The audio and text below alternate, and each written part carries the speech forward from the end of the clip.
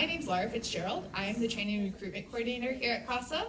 I've been here since April of last year, so still relatively new, but excited to tell you more about CASA and the work that we do. And I'm Kinsey Turnsplenty. I'm a program coordinator here at CASA. I've been with CASA since November of 2024, and we are just here to talk today about CASA of Central Oregon and how CASA can make an impact on a child's life. Okay, so we're here to talk to you about CASA. We are an organization that serves children who have experienced child abuse and neglect, who are now an active child in the foster care system. We are a tri-county organization, so we serve Jefferson, Deschutes, and Crook County. Let's see.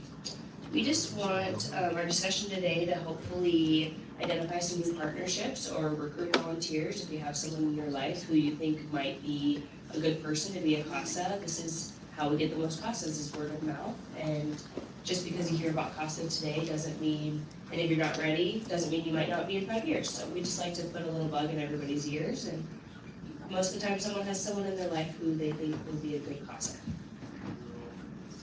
Okay, so I wanted to share our mission. I am going to read it word for word, because I will mess it up. So CASA of Central Oregon is a nonprofit organization that recruits, trains, and supports volunteers who advocate for the best interests of abused and neglect children in the court system. CASA volunteers work within the courts in collaboration with key agencies, legal counsel, and community resources that ensure that every child in foster care in Central Oregon can transition into a safe and permanent home. So our vision here at CASA is that all children have the inherent right to be safe, to be treated with dignity and respect, and to learn and grow in a safe embrace of a loving family. Our vision really is the heart of why we do what we do at CASA. We do believe that every child has this right to be treated with dignity and respect and love. It really is a simple statement, but it's also very powerful, because for the children we serve, these rights are not always guaranteed given the situation that they're in within foster care. That's where CASA steps in to make sure that that vision becomes reality for children in foster care, and we really try to bridge that gap. We're not caseworkers, we're not lawyers, we're ordinary people that are doing extraordinary work, and part of our role is making sure that the children have what they need. So just kind of being that person that can find those resources and ensure that the child has what they need. So, as I said, CASAs are ordinary people who do extraordinary work, things that for children in foster care. Some fun facts about CASA is we are mandated by the Oregon State Statute 419B 112, if you wanted to know, to be appointed to all dependency cases within our county.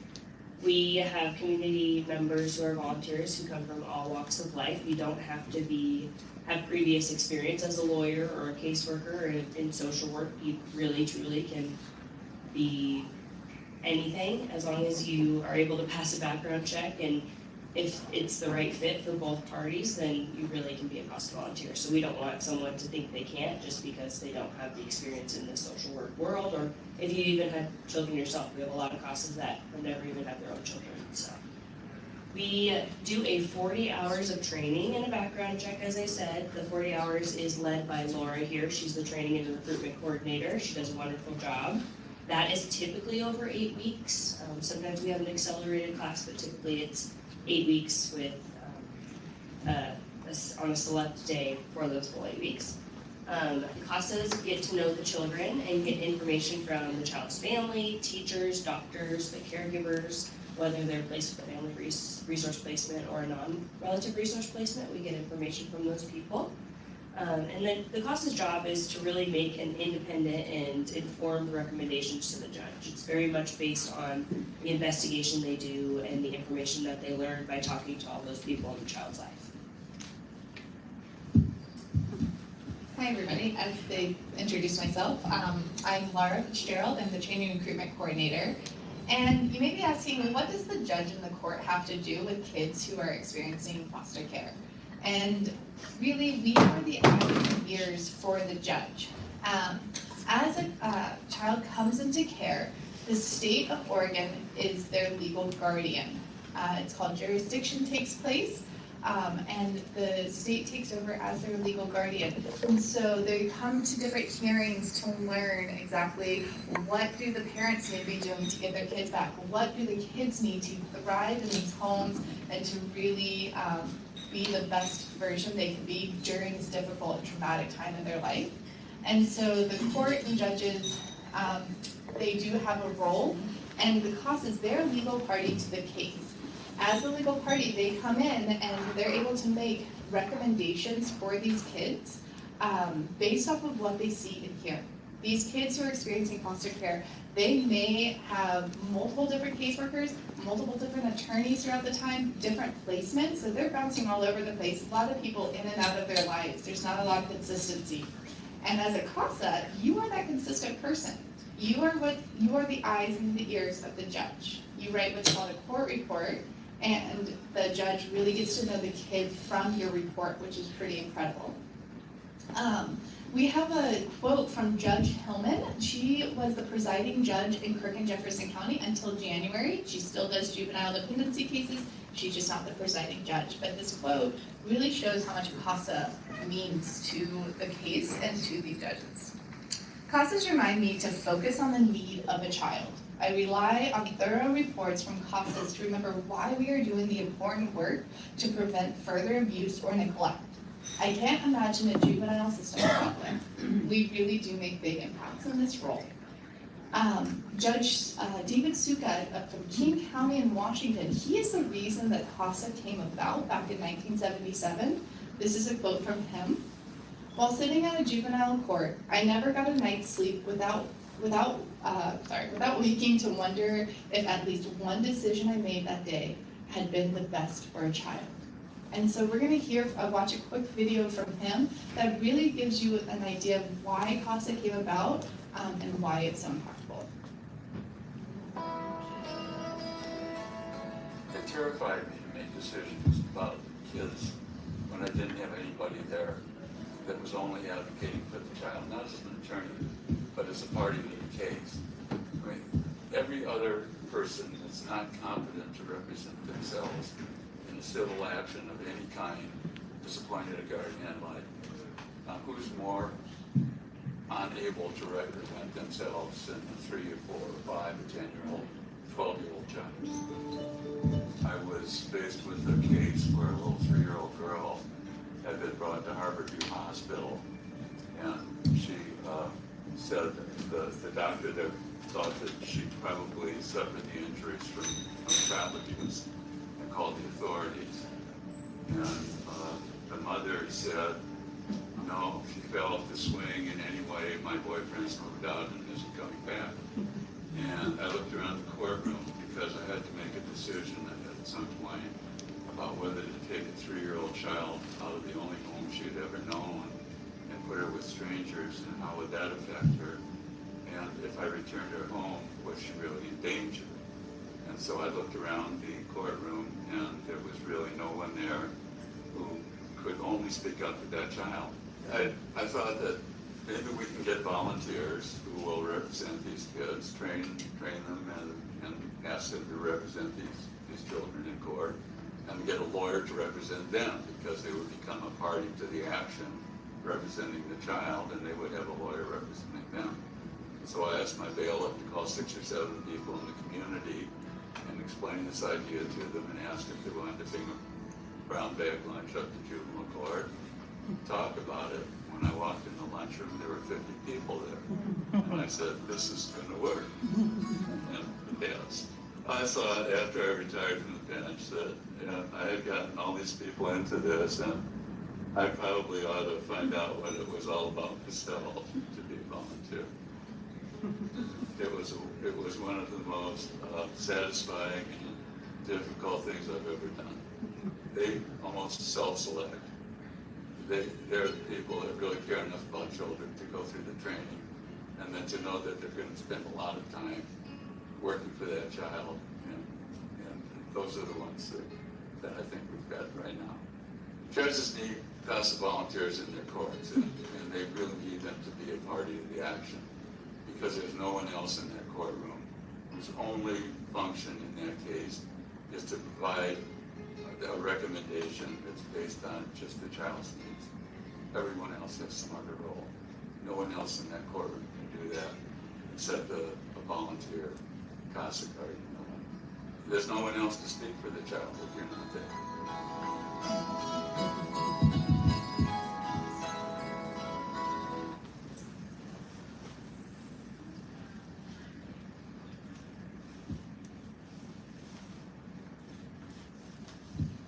So, let me just pull our thing back up. So, David Suka, as the judge in King County, when he decided to do this role, this was back in 1977. You heard him say guardian ad litem. In different states, it's called guardian ad litem. Here in Oregon, that stands for something different, so we're called CASAs. So you might hear that interchangeably. If you go to Washington, they might call it guardian ad litem and not CASA. We are a nationwide nonprofit organization, which is great. We are in all 48 states, I believe, as well. So as we're looking at the history, 1977 is when the CASA chapter first started in King County, Washington. But in Oregon, we got our first chapter in 1985. Sorry, the numbers are off a little bit there. That's when Oregon legislature began to split CASA programs in Oregon. So we started off with two in the 80s. In 1992, that's when the first CASA program was created here in Deschutes County. It started just in Deschutes County before it spread to the other Central Oregon counties. In 2005, we had about 78 CASA volunteers for 129 kids in Crook, Deschutes, and Jefferson County programs. And that's when those programs merged. Crook and Jefferson County started as their own program, and Deschutes was their own program. In 2005, they merged into one program, which is really great that we're able to serve all three counties today. And 10 years later, in 2015, we had 143 CASA volunteer advocates for 315 children. We had a family find program that expanded to increase the capacity to serve more children with ODHS contracts as well. So we do work very closely with them, and we have a family find coordinator program that works really closely. And then in 2020, we had 173 CASA volunteer advocates for 365 kids. And that's in response to the worldwide pandemic that happened, as we all know and are probably very aware of. And then CASA pivoted to completely virtual operations, which was pretty incredible because they were able to do it within a couple weeks because they had no other choice because court had to keep going, and they switched completely virtual. And we're able to continue that today with the virtual hearings, which is really helpful. And then in 2025, 185 CASA volunteers advocated for 338 children is what we were able to serve. That number is probably a little higher. This is from, I believe, end of October, early November, so that last month isn't accounted for. So, and we did swear in some new advocates at the end of December, so that number is a little higher, which is really great. We celebrated our 20-year anniversary in 2025 and advocating for the Tri-County area. And we continue to grow today and seeing an increase in our CASA volunteers and also, unfortunately, within the kids that we serve. So let's chat a little bit more about the kids that we actually serve. Okay, like we said earlier, any child that we serve at CASA is a child that is in foster care. So these children have experienced abuse and neglect that can come in various different forms. Children in foster care have an average ACE score of 5.2 out of 10. I'm sure many of you have heard about what ACEs are. They are adverse child experiences, and there is a list of 10 that can apply. So I'll go over some of these just to give a little bit of context of what these children have experienced. An ACE could be a verbal, sexual, or physical abuse, parental separation, emotional and physical neglect, suicide or death within their family, mental illness, substance abuse, domestic violence, and parental incarceration. So these children have a 5.2 score out of 10, so that's pretty significant. With an ACEs score, there is a greater risk of long-term challenges such as physical and mental challenges and substance abuse when anyone has a score of 4 or above. So obviously they're above that when they're typically in foster care. There are more children entering foster care in Central Oregon. We have seen quite a bit of an increase. Every year I think we've seen an increase, but we did have something that we noted this year was summertime. There's quite a few kiddos that came into care, which we don't really know the exact reason for that yet, just because we need to do some analyzing over the next couple of years to see why that happened. But there is an increase of kiddos coming into foster care, and that's why we need more volunteers. So the more kiddos we have in care, the more houses we need to support those kiddos. And if you're interested in ACEs and more about ACEs, Nadine Burke's TED Talk is wonderful. So I watched that when I was in college, and also we share it in our training. We share that in our training. It's a really wonderful talk to kind of explain the risks of ACEs. So the CASA mandate. So in every case, like I said, we talked about that ORS statute, but the job of a CASA is to investigate all relevant information about the case. You advocate for the child, or sometimes they're called boards of the court, ensuring that all relevant facts are brought before the court and to the judge.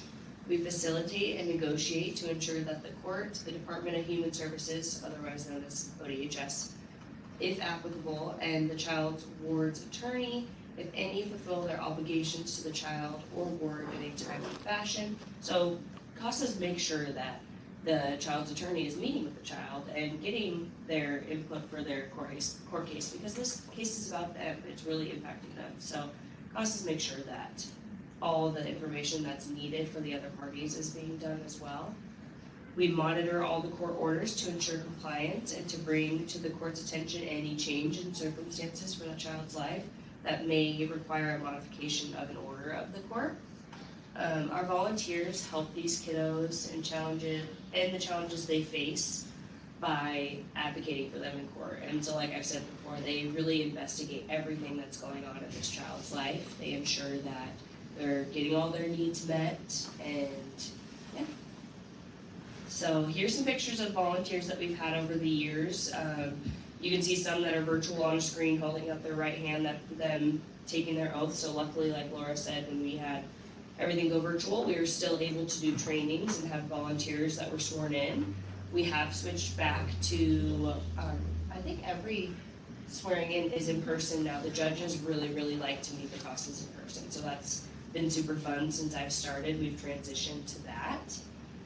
So with our volunteers, our work at CASA is, yes, about the children, but our main role is supporting the volunteers who support those children. So my role, a little bit about me, is I'm a program coordinator. I'm one of 6. My primary role is to support volunteers. So day or night, we have boundaries, but you can write me day or night, and when I'm at work, I'll respond to you about any questions that you have regarding the CASA role. So there's a lot of different questions that come up in the CASA role, different questions that come up in different cases that you have, but my primary role is to make sure that my CASAs feel prepared to advocate for the children in court. I support them and help them write those court reports that Laura mentioned that we give to the judge. I help edit those, help them get their thoughts on paper that they need, and I submit those to the court. The program coordinator role is very diverse. It really depends on the volunteer. I will say a full-time program coordinator supports about 30 volunteers, and a part-time supports about 15. So we learn to work with all different types of people, and yeah. So what are the results of having a CASA on a case? That's the important part. So some of these listed is when a child has a CASA, a child with CASA is more likely to find a safe and permanent home. Part of their role as a CASA is to advocate for where that home is going to be. And we like to emphasize the word permanent because these children deserve permanency. They've been bouncing around while they're in the foster care system. So our goal is to find somewhere permanent and safe for them. A child with a CASA volunteer is more likely to be connected to supportive services. A child with a volunteer is half as likely to re-enter the foster care system because that is something that we see happen often. Not super often, but it's common for kiddos to come in and out of care. And then a child with a CASA volunteer reports higher levels of hope, and they also are more likely to succeed in school. So there's really wonderful outcomes when it comes to having a CASA on a child's case. So, we know that CASAs, they have such a big impact on these kids' lives. And over the past 20 years, the number of kids who are experiencing foster care within our community, it's slowly increased, but so have our volunteers, which is really amazing. And the gray line at the very bottom, the grayish blue, that is the number of CASA volunteers that have increased over time since 2005 in the past 20 years. So we've definitely seen a big increase in it. And then the red line is the number of kids served with a CASA. As you see, the number of children in care has also gone up. As that number goes up, our CASAs go up at the same time, but when that number goes up, it is hard to match it sometimes. We do see an increase in kids. And so getting the word out about this need, that we do need volunteers, is pretty big. But we do keep getting more and more people getting, reaching out, asking about it, because the word of mouth from our current classes, which we have a few in the audience. So if you do have questions, you can always reach out to them as well during these meetings. But we do see an increase over time. Once again, this data is from the fall of 2025, and we sworn in about 22 new CASA volunteers as of December. So we have seen an even bigger increase, and I currently have 22 in my current class as well. So we are getting the need met in our communities, which is pretty amazing. So let's talk a little bit more about our staff and just CASA as a whole. I'm having some computer back and forth, so bear with me there. So like I said, we were established in Central Oregon in 1992, starting in Deschutes County, and then 2005 is when we merged into the Tri-Counties. We have 13 employees. We have 6 PCs is what they're called, program coordinators, myself as a training recruitment coordinator, a family find coordinator, and our amazing development team. And then of course, our executive director and program director. So there's 13 of us, we're small but mighty, and it's pretty incredible when I first started to see all that we're able to do across the Tri-County area. We do have 13 board members from all over the Tri-County area also, which is pretty incredible. They do amazing work. We have about 171 current volunteers, and we were able to serve 272 children as of February 1st of this year. So far, which is pretty great. We still have about 91 kids though who are waiting for a CASA. When they don't have a CASA, our amazing PCs take over those cases, and they're kind of the interim person, but they can only do so much when managing volunteers and managing all those cases, so they're not as on hand as a CASA volunteer would be, but they're able to go to those hearings and really help advocate for what is in need. But 91 kids are still waiting as of February 1st. So we're doing some pretty great work. You've learned a lot about what CASAs do, learned a lot about the history of it, and what these kids experience. I'm gonna show one more video. How terrible is that audio? Could you kind of hear it? You could? Okay, perfect. Great, I love hearing that. So we're gonna watch this video. This is an impact video. If you went to our main event, which is called Casablanca, it's actually held here. You might have seen this video, but it's a great impact video to show what volunteers can actually impact on the kids. This is a case that is closed, and the kid is no longer a kid. He is 22, I believe. So from his perspective of what is able to be accomplished. So bear with me while I give it spooled up, finding my mouse.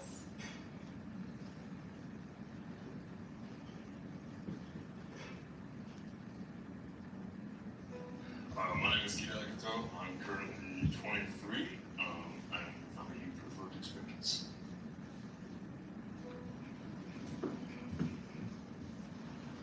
So I've been in the program for quite some time now.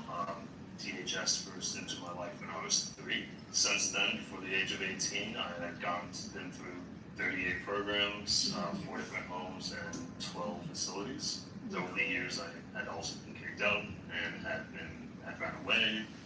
It wasn't until the age of 14 that I finally ran away for the last time. I ran away from Crooked River Ranch, walking how many 100 miles to Portland, and then ended up being homeless there for a little over a year.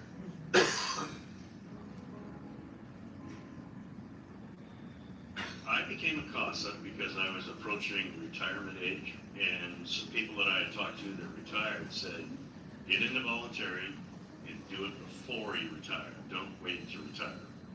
The role of a CASA is to look out after the kids, and strictly look out after the kids, but not from a legal standpoint. They have legal advisors, and that's not what our job is. Our job is to make sure that they're taken care of. So then I stepped in. He was in a foster family. I followed him almost all over the state.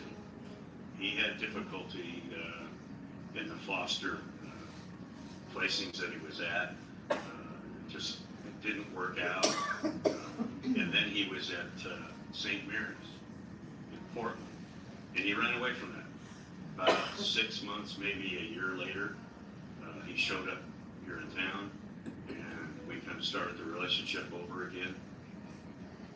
Here's what was important is through all these programs that I've been through and all the people I've gone through, he has still been. He has still shown up, you know, when he didn't have to. It could have just been a phone call, could have just been a quick stop by and talk, but you know, he still did more than he needed, showed that he was cared more than he needed to. To somebody that's thinking about becoming a CASA, it is incredibly rewarding because you changed lives for the better. It felt like someone was in my corner. Just made me feel supported, made me feel like there was change that could be had, and that, you know, my voice did matter when it came to my life. When it comes to kids who haven't been through the system, when they're given court-approved special advocate, they don't realize how amazing that is. How much that person is 100% going to be there for them. You know, it's someone who's on your side while you're going through this system that already isn't entertaining. Outside of the courtroom, you know, he's been there as an emotional support. He's been there as just someone to go out and hang out with. Sometimes go to the woodlot and forget about all the chaos that I have in my life, I suppose. I used to volunteer at what they call the woodlot, Nativity Lutheran Church. We provided wood for people that, you know, most of them, quite frankly, were homeless.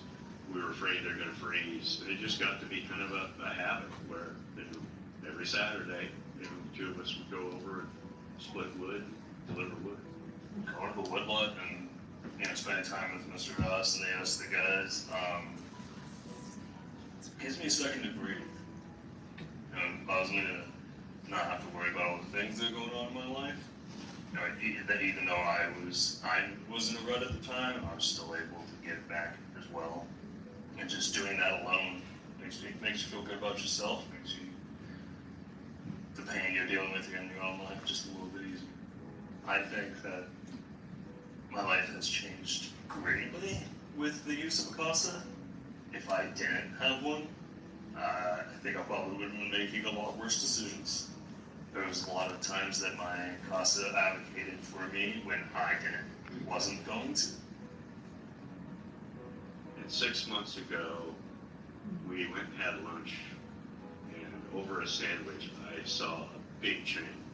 And now you can see he can look over the horizon and say, oh, okay, maybe I can have a life now. Maybe I can plan ahead and not just go day to day and try to sort my way through all this chaos in my life. I get to hear his voice in the back of my head when I'm about to make a dumb decision. Emotionally, I find him to be someone I consider a friend. He's just a great support. If there's one thing I could say to him, it's honestly just thank you. Just for being there and for me. Thank you.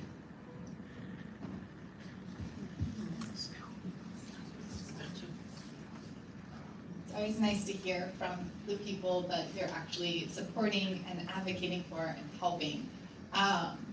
And so Dick Ross is still a advocate today, which is pretty great. And the goal is to advocate for them. Sometimes they're going to ask for you to stay in their lives after the case closes, and sometimes not. But when it happens, you see the relationship that they can build afterwards. Right?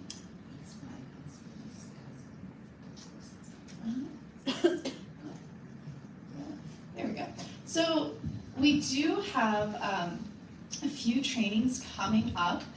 We have one currently, and like I said, we started with 23 and we're up to 22. The one gal that is no longer in class is going to join our April class, which is really great. That we tend to have a mix of virtual and in-person trainings. Our next training is April 1st through May 20th. It's every Wednesday from 1:30 to 5, and that's going to take place here in Bend.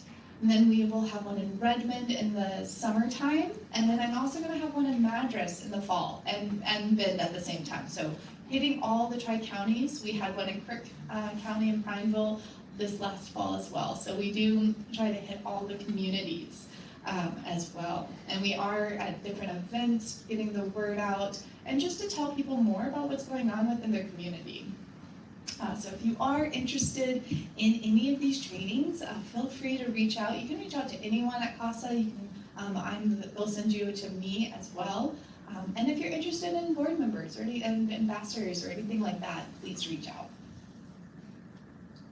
And so with that, that's all we had. What questions do you have for us? Yes, because we're gonna use the microphone. So we'll be using the microphone, so I'm gonna come to you.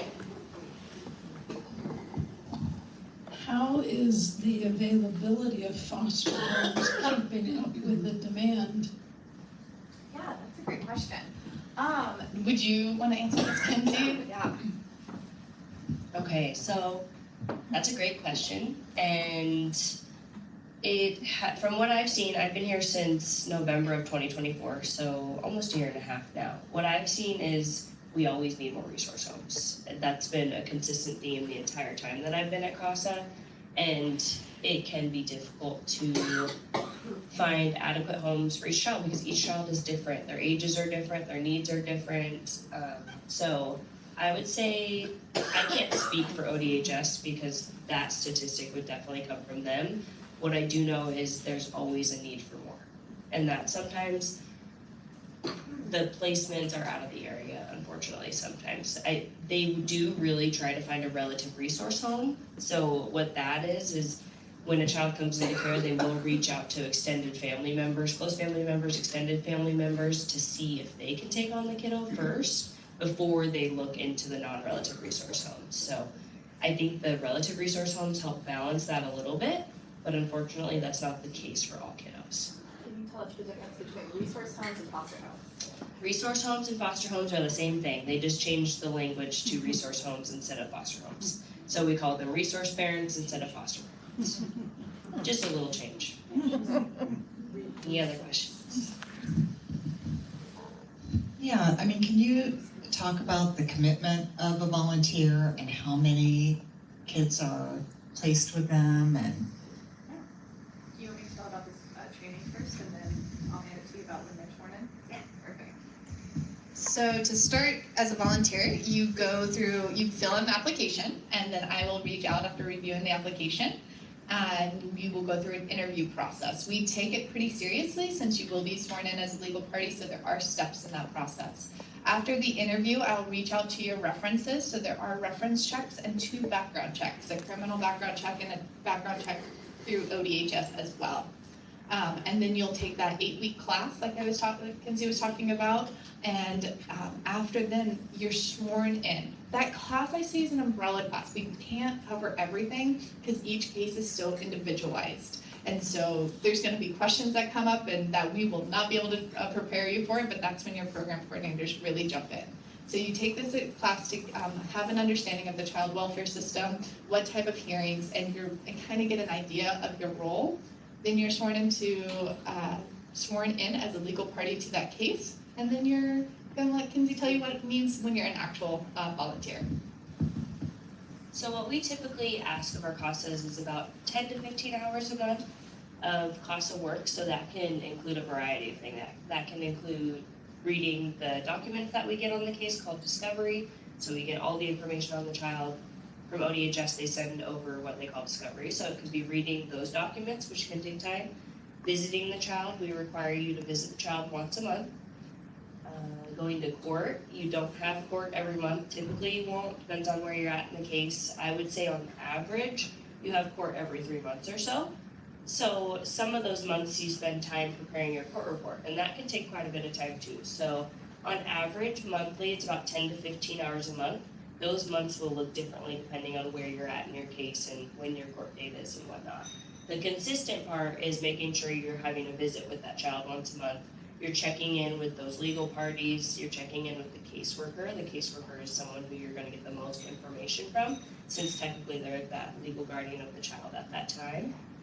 As for long-term commitments, we ask that our volunteers commit 2 years, just because the cases can take up to 2 years to resolve, sometimes longer. Sometimes cases resolve in 6, sometimes they resolve in 5 years. So we don't want that to scare anybody, but that's kind of why we ask for a 2-year commitment. We know that life happens, and if it's not the right fit, we absolutely understand that. We just like to say getting into it that 2 years, but we are very understanding and know that life happens. So if you're not signed into a contract or anything for those 2 years. And we have a lot of our volunteers love to travel, as they should. And so if you still want to travel and take months off, that is okay. That's when your PC, you'll plan with them and they'll step in.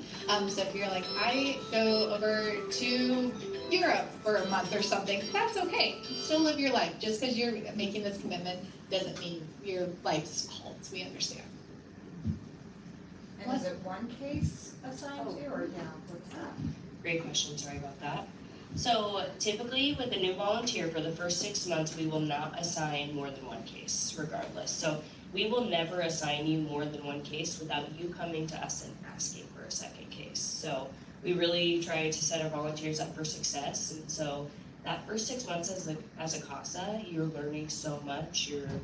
It can be overwhelming at times, and it's just a lot. It's a change. So we always try to advocate just for doing one case. We don't allow you to do more than one. And then for children-wise, that can be customizable too. So with our new CASAs, we try to assign you just to like 1 or 2 kiddos, just to get your boots on the ground and learn what that role looks like. So there is no requirement to take more than one, ever. So for some people, they're really busy and one case works for them. Sometimes they're like, my case is settled down a little bit, I think I want to take on another. Knowing that their other case can get a little bit more active and they might be a little bit busier for a while, or they can manage the 2 cases well. It just depends on how long you've been with CASA too. Like I have a volunteer who's been with CASA for 11 years. She has 3 cases, which sounds like a lot, and it is, but she has the time for it and she has the experience to be able to work those 3 cases adequately. And so like I said, we want to set you up for success. We never want to give you more than you can handle. If you take on something that is a little bit too much for you, that's why you have a program coordinator that you talk to. Some cases would have more than one child. Yes, so Laurel said some cases have more than one child, and some do. So that's why with a new case and a new CASA, we like to give you a case with like 1 or 2 children. We have seen quite a bit of families come in where there's 4 or 5 kids, or sometimes parents have another child during that duration of the case, so they have added another child into care. We don't like to assign those cases to brand new CASAs because it's a lot to take on. And also sometimes these kiddos might be in different resource homes, so it's just a lot to track down. So let's say 2 kids are in one home and 3 are in another. Sometimes we'll assign 2 CASAs to that case, obviously with their consent. And I have a case right now where I have a CASA on the little one, and then another CASA is on the 3 older, and so they work together really closely on a lot of things, but they still have their independent CASA work. It's just what works for them. So we're still able to serve this family of 4 kiddos, but it's not all on one CASA. And we have sometimes, thinking about making this commitment, and it's confidential. You can't share a lot of this information. You can't share any of this information about your case to anyone who's not sworn in. And so maybe you have a friend or a partner that wants to co-CASA with you, and you can share this information and work the case together. And maybe your life is really busy, and you're like, I know I can't make it to this hearing, but my co-CASA can make it to this hearing, and you can take the class together and have that partner to help you out. Can be a really big help sometimes too. So yeah. What other questions do y'all have? Oh, I'll repeat it. Is that okay, or should I? Sure. Okay. Yeah. Are the predominant number of CASAs female, and do you have trouble recruiting males? Do we have trouble recruiting males, and are they predominantly female? I would say we do have more female than male. I noticed since I started, I've been here almost a year, so still relatively new, I know, but we have been seeing a lot more male CASAs. We have a male CASA in the room with us, Oscar, and sorry, I called you out. And we've been seeing a lot more in our classes as well. I think I have about 6 in my current class, which is really great. And then I had I had about 4 in my class this past winter. So we're seeing an increase, which is really, really good because we want that representation when they're working with those kids. And women are amazing, and we also need that representation as well, but we do see more women in this role. So, but I think the tides are starting to change where it's a little bit more even. Go right ahead, Tom. An age of CASA, and do you, just an average age, and do you train on the generational divide? Age of CASA, and do I train on generational divide? So the average age of CASA is about 65. This current class that I have is half about 35 and under, I would say, which is really great to get that representation as well. As far as the generational divide, I don't so much train on that. If the questions come up, we discuss them. They naturally do, but for the most part, it's more about learning the child welfare system and how to build those relationships, because that's what you're doing in the end, is building those relationships and how to navigate that. So yes and no, I would say. Yeah. Did you have a question? This is funding. How do you do this? Funding, yeah, I took a sticky note, I'm so sorry, from my executive director. I am not in the development world, so we, mostly our funding is local. About 15% of the funding does come from the state of federal, mostly here from Deschutes County. We do not, since we're a national organization, the national CASA does receive federal funding. We haven't received any of that in over 8 years. So we are, 50% of us are, 50% of our funding comes from community donations.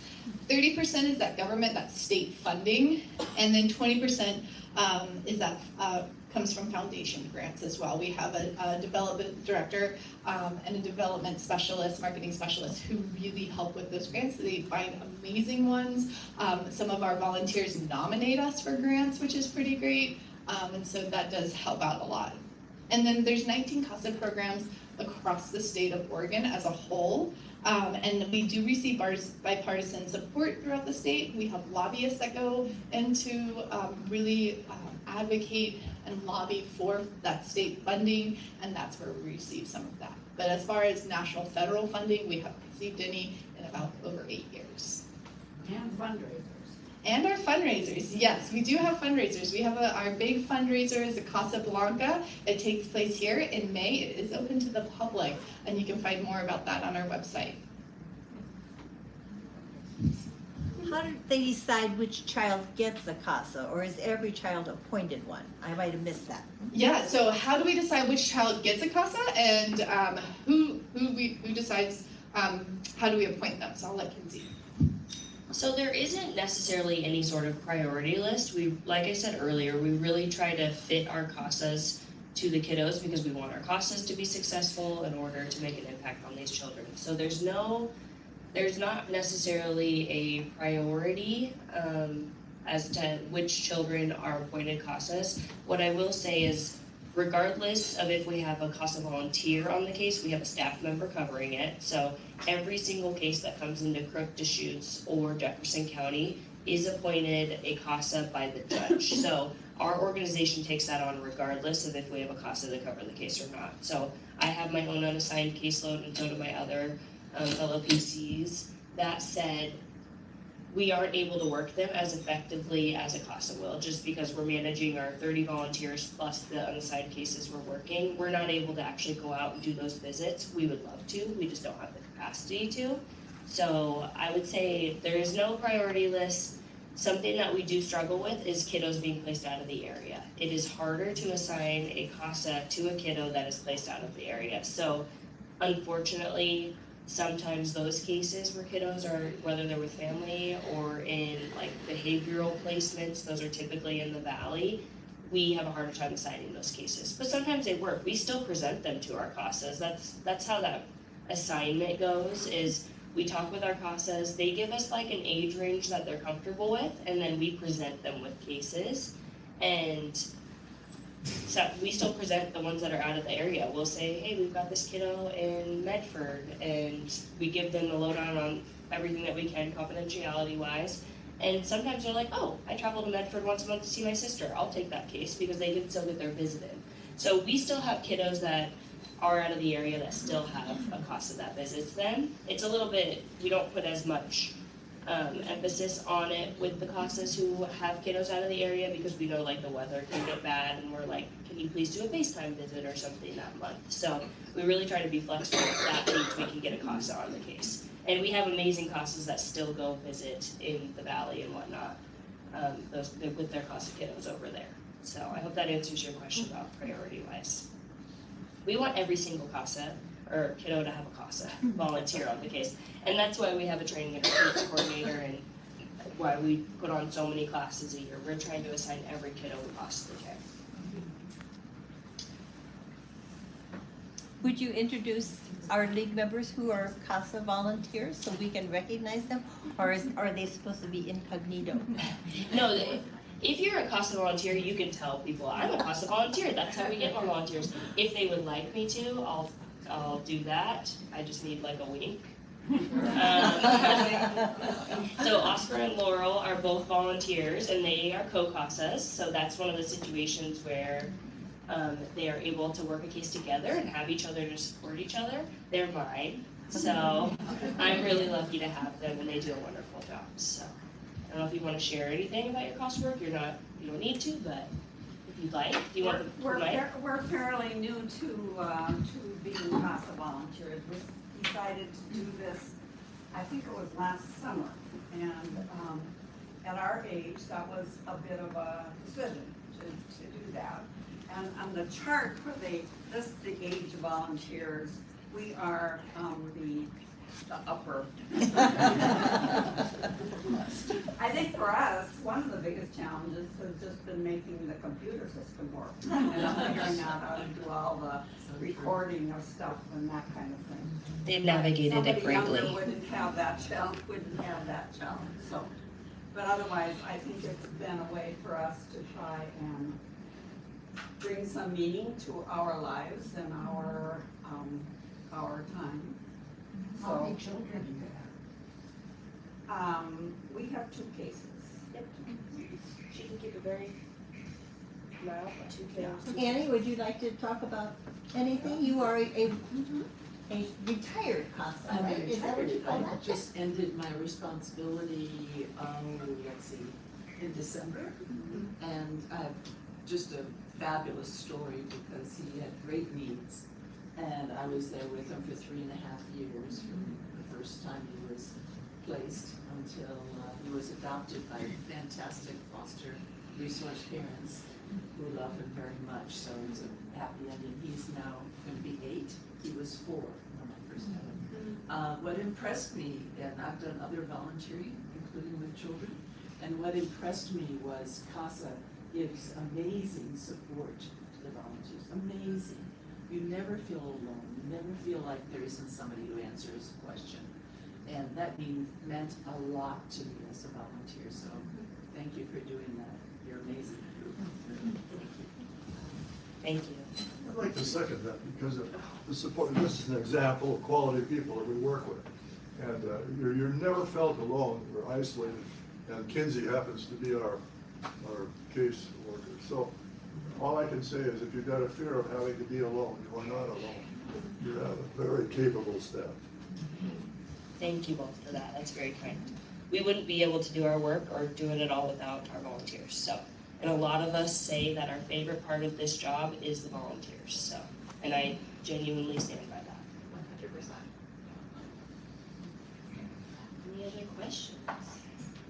And you'll probably have more, and you can reach out to us. So we have a website, and Laura's the training and recruitment coordinator, so she talks to all the new potential volunteers. And you can reach us anywhere. You can stop by our office. We're off of 14th, close to Galveston.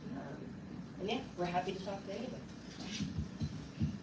And we also have offices in Prineville and Madras as well, so if you know anyone in those areas, tell them to stop by. They're not as staffed as every day like the Bend one is, but there is always someone there at some point within the week. So tell them to stop by and spread the word, because the biggest way we get our volunteers is through word of mouth, through amazing people who care like y'all do. Thank you for having us. Thank you.